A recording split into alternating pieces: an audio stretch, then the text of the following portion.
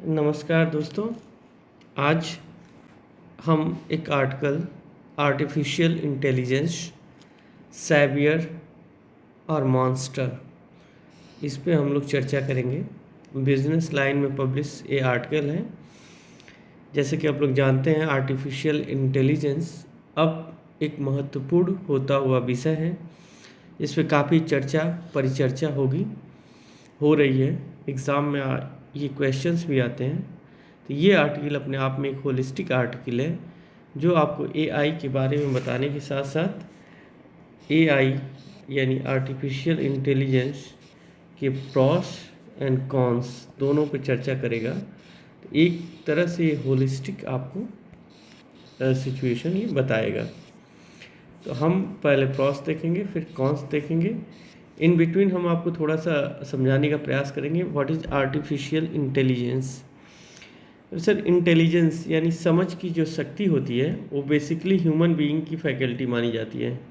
समझना human being का काम माना जाता है। कंप्यूटर में जनरली ये चीज़ें पाई नहीं जाती है। कंप्यूटर मेमोराइज़ कर सकता है, कंप्यूटर की मेमोरी बहुत ज़्यादा होती है। कंप्यूटर आप देखेंगे तो उसकी एक कैलकुलेशन की स्पीड बहुत ज़्यादा होती है। ह्यूमन बीइंग उसके बराबर नहीं जा सकता। बट आफ्टर ऑल जो कंप्यूटर है ह्यूमन बीइंग की तरह अंडरस्टैंडिंग उसकी नहीं है, उसके अंदर इंटेलिजेंस का अभाव पाया जाता है। तो इस कारण से कंप्यूटर अभी भी ह्यूमन ब्रेन का इक्विवेलेंट नहीं हो पा रहा था। बट इन कुछ सालों में आर्टिफिशियल इंटेलिजेंस यानी कंप्यूटर के इंटेलिजेंस का महत्व बढ़ा है। कंप्यूटर अब मानव की तरह सोचने समझने लगा है। कंप्यूटर के अंदर एक डिसीज़न मेकिंग की कैपेसिटी आई है। ये जो डिसीज़न मेकिंग की कैपेसिटी है वो कंप्यूटर को इम्पोर्टेंस दे देती है, कंप्यूटर को ह्यूमन बीइंग के इक्विवेलेंट या बेटर और सुपीरियर तक बना देती है। तो कंप्यूटर की ये कैपेसिटी जो है ये अपने आप में इनोवेटिव है, न्यू है और कल की इकोनॉमी के लिए बहुत इम्पोर्टेंट है। तो ये चीज़ें इसलिए तो आप बेसिक अंडरस्टैंडिंग आपकी हो ही गई होगी व्हाट इज़ आर्टिफिशियल इंटेलिजेंस। अब हम इस आर्टिकल में जो उसके प्रॉस एंड कॉन्स दिए हुए हैं उस पर हम एक एक करके आएंगे और चर्चा करेंगे। फर्स्ट जो इसमें पॉइंट दिया हुआ है वो इस तरह का पॉइंट है कि जैसे ब्लू डॉट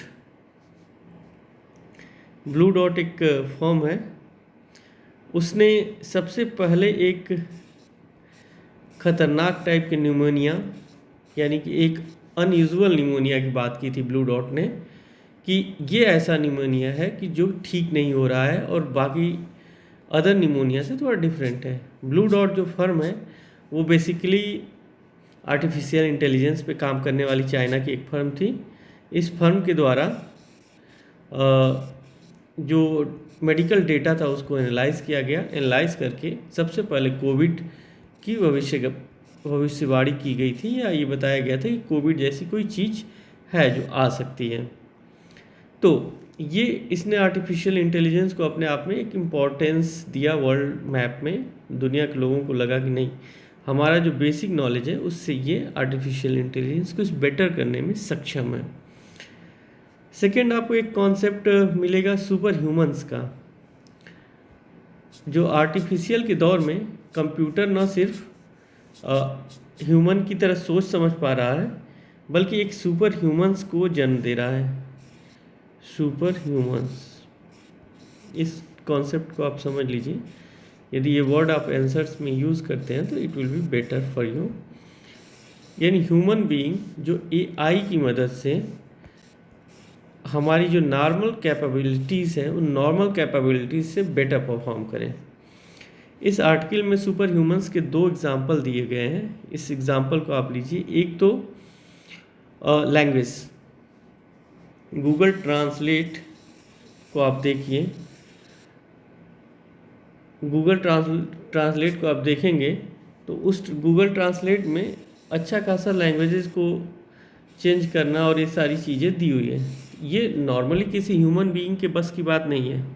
तो जो लैंग्वेज का फीचर है वो उसकी मदद से जो कॉमन पीपल हैं कॉमन मैन है वो सुपर ह्यूमन की तरह चला जाता है, उसकी कॉमनलिटी स्पेशलिटी में बदलती है। ये आपका सुपर ह्यूमन का एक एग्जांपल है। दूसरा गूगल से ही हम लेंगे, गूगल मैप। आप देखते हैं गूगल मैप का यूज़ करके आप कितने अननोन रास्तों में चले जाते हैं आसानी से। हालांकि उस मैप में ऐसा नहीं एक परफेक्शन है, बहुत सारी त्रुटियां हैं, बट अच्छी सिटीज़ अच्छे लोकेशंस पे मोस्टली वो सही होता है। Sometimes he directs us better, Google map directs us better than the people standing on the road. जो पब्लिक है उससे पूछ के आप कई बार उतना अच्छे से नहीं जा सकते जितना गूगल मैप बता देता है। तो ये जो एआई का फीचर है जो ह्यूमन बीइंग को अपना किसी कार्य करने में उसकी सामान्य क्षमताओं से बेहतर बनाता है, सुपर ह्यूमन को ले जाता है, वो एआई के कारण चीज़ें घटित हो रही हैं। एआई को आज निगलेक्ट नहीं किया जा सकता, ह्यूमन को सुपर ह्यूमन। जॉर्ज बर्नार्ड का नाम आप लोग सुने ही होंगे। जीवी शाह एक आयरिश ड्रामेटिस्ट थे, नोबेल वगैरह भी मिला, गांधी जी इनके बहुत बड़े फ़ैन थे। आर्म्स एंड द मैन इनका एक प्ले है, प्ले राइट ही थे basically. Arms and the man इन्होंने लिखा है। साथ ही जीवी शाह ने एक और ड्रामा लिखा है, वो है man and Superman. Man and Superman, man will be Superman. उनका कॉन्सेप्ट है कि धीरे धीरे ह्यूमन बीइंग इवॉल्व कर रहा है। हम मंकीज से, चिंपैंजीज से ह्यूमन बीइंग की तरफ जो आए, होमो सैपियंस जो बने, वो होमो सैपियंस अब और इवॉल्व करके सुपरमैन बन रहा है। वो सुपरमैन आज एआई की मदद से आप देखिए तो वही सुपर ह्यूमंस है, सुपर ह्यूमंस के रूप में हम निकल रहे हैं। कहीं नहीं जीवी शाह की वो भविष्यवाणी इस आर्टिफिशियल इंटेलिजेंस के कारण सही होती दिख रही है। तो आर्टिफिशियल इंटेलिजेंस का सेकंड यूज़ है सुपर ह्यूमंस, यानी ह्यूमन कैपेबिलिटीज़ को बेटर कर देना। थर्ड इसका यूज़ है कि आप इसको यूज़ करते हुए एआई को आप कहीं ना कहीं ह्यूमन बीइंग और मशीन के बीच, कंप्यूटर के बीच एक तारतम्य ला सकते हैं और ह्यूमैनिटी के लिए एक कुछ बेटर वर्क कर सकते हैं। इस दिशा में एक बहुत ही खूबसूरत एग्जांपल है डीप ब्लू। आईबीएम का 1997 में एक डीप ब्लू प्रोग्राम था। इस डीप ब्लू प्रोग्राम के द्वारा उसने गैरी कास्परोव, जो कि एक उस समय के लीजेंडरी थे, वर्ल्ड के टॉप चेस प्लेयर थे, कास्परोव को 1997 में उसने हरा दिया। तो अब कास्परोव हालांकि एक लीजेंडरी प्लेयर थे, फिर भी मशीन था, उसने हराया। पहली बार किसी मशीन ने किसी ह्यूमन बीइंग को, भी इतने शार्प ह्यूमन बीइंग को हराया था। तो ये अपने आप में एक लैंडमार्क इवेंट माना जाता है। इस लैंडमार्क इवेंट के बाद कास्परोव ने क्या किया कि वो मशीन की क्षमता को पहचाने और ह्यूमन बीइंग और मशीन के बीच में कोऑर्डिनेशन का प्रयास करने लगे, और चेस के गेम को उन्होंने इस एआई लर्निंग और प्लस ह्यूमन इंटेलिजेंस को मिला के फ्री स्टाइल को जन्म दिया। उनकी जो स्टाइल कहेगी फ्री स्टाइल गैरी कास्परोव की। तो ये एक तरह से एआई प्लस मशीन था। तो it is just like the betterment of human being through AI. इसी का एक उपाय था जो गैरी कास्परोव का एफर्ट था। आप देखेंगे कि इंडस्ट्रीज़ में इसका प्रॉपर यूज़ हो रहा है। इंडस्ट्रीज़ में बहुत सारे चैट बोट्स यूज़ हुए हैं, और चैट बोट्स के साथ साथ और सारे काम हो रहे हैं। ऑटोमेशन में Tata industries automation basically AI का बहुत इम्पॉर्टेंट रोल है। ऑटोमेशन की हिंदी होती है स्वचालन। इस पे आपको थोड़ा सा हम बता दें, स्वचालन के जरिए जैसे कोई भी रेगुलर प्रक्रिया है जो प्रोग्राम्ड काम है, रोज़ रोज़ करना पड़ता है। सपोज दैट कि एक कार की फैक्ट्री है, उस कार की फैक्ट्री में आपको अच्छा खासा डेली टायर्स बदलना, गाड़ियों के नट बोल्ट कसना, ये सारे काम रहते हैं। उस कार की फैक्ट्री में बहुत सारे मजदूर लगते हैं, एक उस चेन पे गाड़ियाँ आती हैं, उन गाड़ियों में अपना टायर वगैरह बाकी सारी चीज़ें वो कवर करते हैं। तो ये यहाँ ह्यूमन बीइंग्स असेंबली लाइन पे खड़े रहते हैं। अब टाटा मोटर्स या अदर कंपनीज एफर्ट करके या रोबोट्स को, क्योंकि टायर ही है तो टायर यहाँ आया, रोबोट ने लिया यहाँ फिक्स कर दिया, बाकी रोबोटिक आर्म्स हैं जिसने नट से उस टायर को कस दिया। तो इस तरह का ऑटोमेशन भी कहीं ना कहीं इसके जरिए आ रहा है, ऑटोमेशन। ये इंडस्ट्री में इसका इम्पोर्टेंट रोल है, बाकी बहुत सारी जगहों पे आप देखेंगे। इसके साथ साथ एक इंटरेस्टिंग एग्जांपल है डीप नॉलेज वेंचर्स का। डीप नॉलेज वेंचर्स हांगकांग की कंपनी है जिसने अपने बोर्ड ऑफ डायरेक्टर में एक रोबोट को अपॉइंट कर लिया। उस रोबोट का नाम था वाइटल। अब वाइटल को इतना वाइटल रोल दे दिया, इतना इम्पोर्टेंट रोल दे दिया कि वाइटल की आज्ञा के बिना कोई भी इन्वेस्टमेंट होगा ही नहीं। तो जो डीप नॉलेज वेंचर था वो एक तरह से होल एंड सोल वीटो का पावर दे दिया इन्वेस्टमेंट के मामले में एक रोबोट को, एक AI इनेबल्ड रोबोट को, जो बोर्ड ऑफ डायरेक्टर का मेंबर था। तो ये अपने आप में रिवॉल्यूशनरी स्टेप था, बट ये दिखा रहा है कि कैसे AI is replacing human being और enhancing the capability of human beings. Third इसका AI का रोल है जो यूज हो रहा है वो मेडिकल डायग्नोसिस में। बहुत सारे डीप लर्निंग सॉफ्टवेयर्स बने हैं जो कि इस तरह के मेडिकल डायग्नोसिस में बेटर डायग्नोसिस कर रहे हैं। तो इन सारे सेक्टर्स में आप देखिए AI is just revolutionising the scenario. लेकिन जो हमारा मेन AI का यूज़ है वो दिख रहा है कि we need to create an enabling environment. हमें एक ऐसा एनवायरनमेंट क्रिएट करना है जहाँ मैन और machine can work side by side, जहाँ आदमी और मशीन एक साथ काम कर सकें एंड परफॉर्म टास्क्स, और इस तरह का काम कर सकें कि वो अपने पूरी क्षमता का उपयोग कर सकें, एक दूसरे की कमियों को पूरा करें और एक दूसरे की स्ट्रेंथ्स का फ़ायदा उठाएं। तो एक इस तरह का AI, मतलब AI ह्यूमन बीइंग का एक सप्लीमेंट्री रोल में आ रहा है, कॉम्प्लीमेंट्री नहीं, सप्लीमेंट्री रोल, सहायक की भूमिका में आ रहा है ह्यूमन बीइंग और AI। Human being plus AI दोनों को मिलाकर जो रिज़ल्ट आएगा, नेट रिज़ल्ट, वो दोनों के एडिशन से ज़्यादा होगा। यानी 1 + 1 = नॉट 2 बट 11। ये वो वाली स्टोरी है। 2 यूनिट्स मिलेंगी तो उनकी कैपेबिलिटी कई गुना बढ़ जाएगी, वो ज़्यादा इफेक्टिव हो जाएंगी। ये है AI। तो AI is the need of the hour. AI आज की आवश्यकता है, AI की दिशा में दुनिया बढ़ रही है। तो आप AI को रिप्लेस नहीं कर सकते, AI को रिजेक्ट नहीं कर सकते, आपको AI को एक्सेप्ट ही करना है। अब जब एक्सेप्ट करना है तो जाहिर सी बात है, क्या ये इतनी अच्छी टेक्नोलॉजी है कि इसे हम एक्सेप्ट कर लें, और there is something lacking in this, ज़रूर लैक कर रही है। अब आप लोग स्टीफन हॉकिंग का नाम तो सुने ही होंगे सभी लोग, इतने ग्रेटेस्ट फिजिसिस्ट हैं, साइंटिस्ट हैं, बेचारे लकवाग्रस्त होके भी लंबे समय तक दुनिया को अपने ज्ञान से लाभान्वित करते रहे। ऐसे साइंटिस्ट ने जब सोचा AI के बारे में, स्टीफन हॉकिंग ने, तो उन्होंने कहा कि AI could spell end of the human race, मतलब मानव की पूरी प्रजाति को ही AI ख़त्म कर सकती है। इसी प्रकार आप एक बुक आजकल देख रहे होंगे बहुत ज़्यादा, युवाल नोआ हरारी की बुक है होमो सैपियंस करके। तो ये भी बहुत पॉपुलर ऑथर हैं। इनके द्वारा भी AI की आलोचना ही की गई है, और इन्होंने कहा कि एक यूजलेस क्लास को जन्म दे देगी, एक ऐसी बेकार सी क्लास रहेगी जो बिना किसी काम का रहेगा, दूसरों को एक्सप्लॉयटेशन करेगा।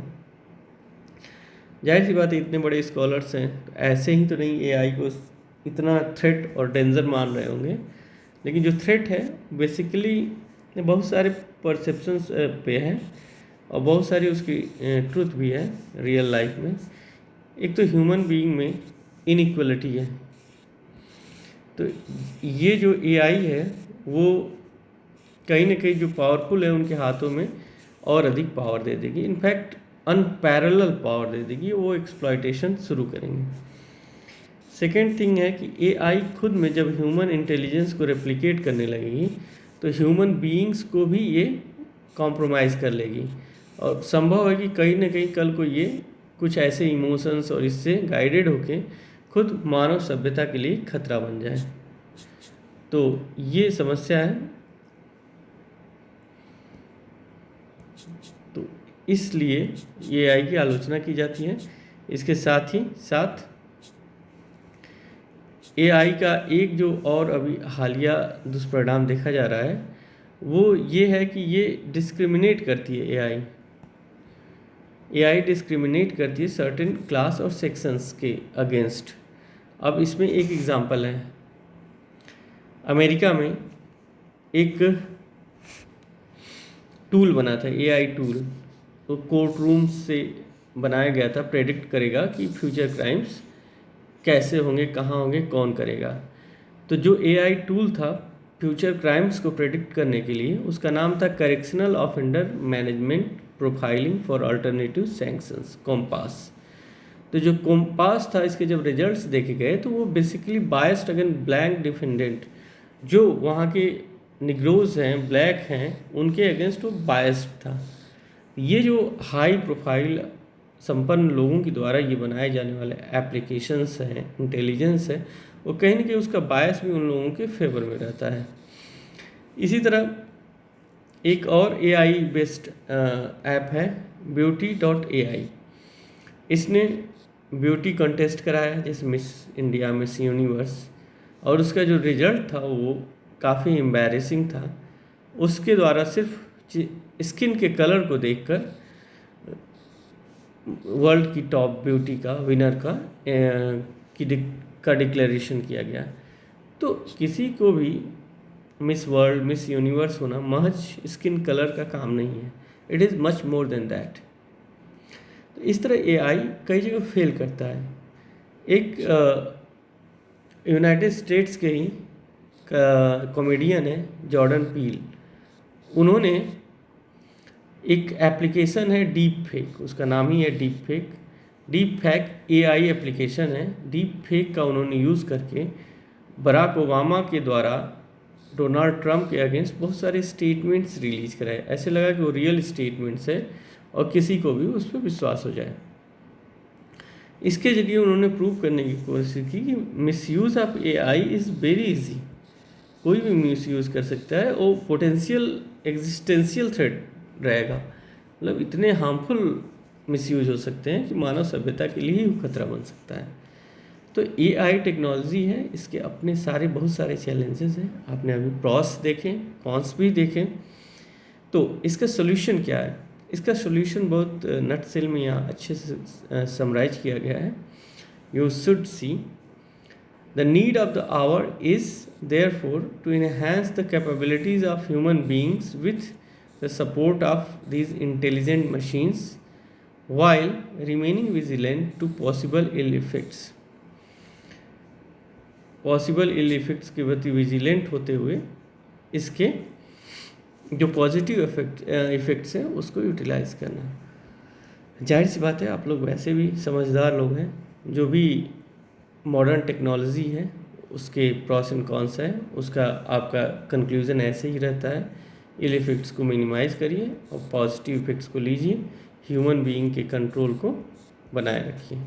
इतना ही देखना है ताकि हमारी रेस भी सुरक्षित रहे, टेक्नोलॉजी भी बढ़े और वो हमारे इंटरेस्ट में बेटर करे। अब वैसे भी टेक्नोलॉजी को हम रोक नहीं सकते, उसे पीछे मोड़ नहीं सकते, उसके अगेंस्ट जाके हम अपनी सभ्यता, अपने देश को नुकसान ही पहुँचाएँगे। इसलिए accept it with objections। Okay, thank you for listening।